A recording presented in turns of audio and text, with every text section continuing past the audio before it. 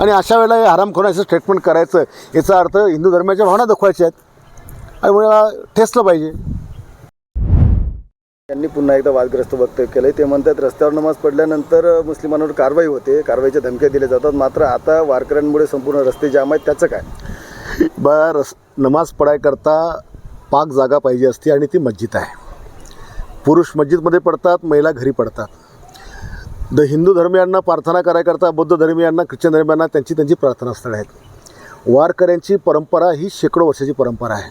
तुकाराम महाराज, ज्ञानेश्वर माऊली यांच्यापासून त्या पुरातनापासून ती परंपरा आहे. आणि वारकरी आषाढी एकादशीला पंढरपूरला भेटायला जातात, आपल्या विठ्ठलाच्या चरणी लीन होण्याकरता जातात. ते रस्त्याने जाणार तर का हवे तोडून जाणार आहेत? त्यांचा मार्ग का आजचा आहे? हजारो वर्षाचा मार्ग आहे. पण रस्त्याने जाताना त्यांनी कुठे मधातच पालखी ठेवली, रस्ता अडवला, रिंगण सोहळा केला, का कीर्तन म्हणत बसले, का भारुड म्हणत बसले, का लोकांना त्रास दिला, असं कधी वारकरी करतात?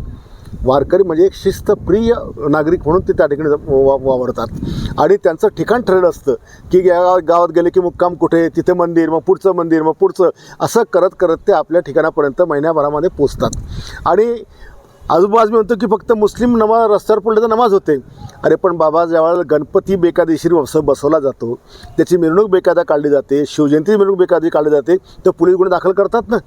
भारताचा कायदा कोणाला सोडत नाही. पण अशा प्रकारचे स्टेटमेंट करून मुस्लिमांमध्ये हे दाखवायचं की बघा आपल्या धर्मावर किती अन्याय होतो आणि इकडे दुसरा हिंदू धर्माचा द्वेष करायचा, हे जे स्टेटमेंट आज मी करतो याचा थोवा ठिसायला पाहिजे.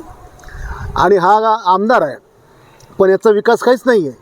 हा फक्त असे जहाज स्टेटमेंट करून लोकांना खुश करतो. यांनी कधी आजपर्यंत मुस्लिमांना रोजगार दिला नाही, यांनी काही फॅक्टऱ्या कंपन्या उभारल्या नाही, काही यांनी त्याला काय म्हणतो की कोणाच्या पोटाला हाताला काम दिलं नाही. हा केवळ असे जहाज स्टेटमेंट करून फक्त मुस्लिम धर्माच्या लोकांना उचकायचं काम करतो. आज भारतामध्ये शांतता आहे, राज्यामध्ये शांतता आहे, लोक एकमेकाच्या धर्माचा आदर करतात.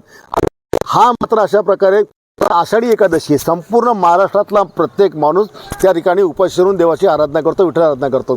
आणि अशा वेळेला हे हरामखोराचं स्टेटमेंट करायचं, याचा अर्थ हिंदू धर्माच्या भावना दाखवायच्या आहेत आणि मला ठेचलं पाहिजे.